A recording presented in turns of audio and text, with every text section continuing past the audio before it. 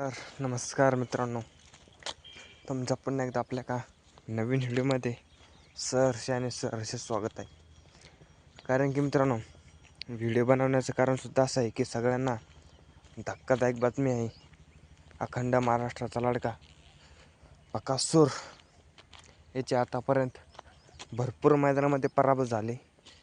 कशामुळे झाले, काय झाले, बरेचसे जणांना आतुरता होती नेमकी आजारी आहे, त्याला काय झालं आहे अशी बरेचसे जणांचे कमेंट मेसेज येत होते. त्याच्यावर मित्रांनो आपल्याला धक्कादायक बातमी भेटलेली आहे की अखंड महाराष्ट्राचा लाडका बकासूर याच्याबद्दल आतापर्यंत भरपूर मैदानामध्ये पळाला.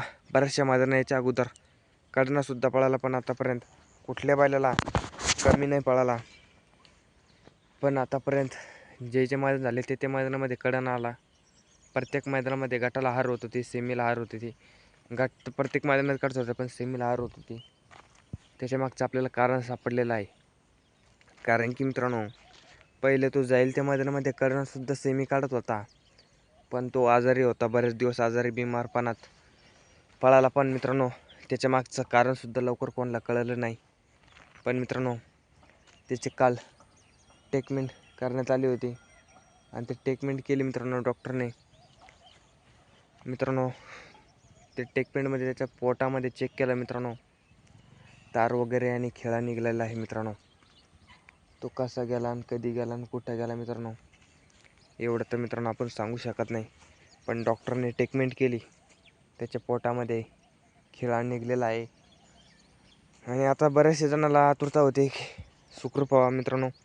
आता तो एकदम क्लिअर आहे, व्यवस्थित आहे. आता बऱ्याचशा जणांना आतुरता लागली असेल कोणत्या मैदानामध्ये पळणार आणि कधी पळणार आणि कुठं पळणार,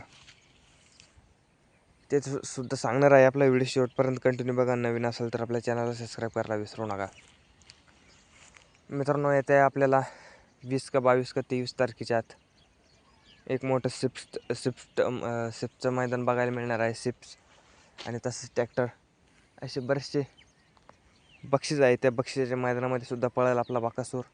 पण त्याच्या अगोदर एक मैदान पाळणार आहे, ते म्हणजे कोणतं, आदतचं पळेल का ओपनचं पळेल. आजसुद्धा एक मैदान पार पडत आहे पेडगाव फाटीवर. त्या मैदानामध्ये तो आज आपल्याला पळताना दिसणार नाही कुठल्याही कोणत्या मैदानामध्ये. मग मित्रांनो, उद्यासुद्धा एक मैदान पार पडणार आहे, त्या मैदानामध्ये पळेल का अशी बरेच जणांची आतुरता आहे. पण आपल्याला त्या मैदानामध्ये सुद्धा पळताना दिसणार नाही. आपल्याला येत्या 17 तारखेला ओपनच्या भव्यदेव मैदानामध्ये 100% त्या मैदानामध्ये आपल्याला बकासूर पळताना दिसेल. तसंच त्याच्या दावणीतला महाराजसुद्धा पळताना दिसेल. त्याच्या मैदानामध्ये आपल्याला बरेचसे टॉपचे नंदी त्या मैदानामध्ये 100% पळताना दिसेल. त्याचं मित्रांनो ट्रीटमेंट झालेलं आहे. आता तो एकदम व्यवस्थित आहे आणि एकदम क्लिअर आहे. आणि आपल्याला आज अशी अपडेट मिळाली आणि आपल्याला 4 ते 5 दिवस 100% आरामावर दिसणार आहे.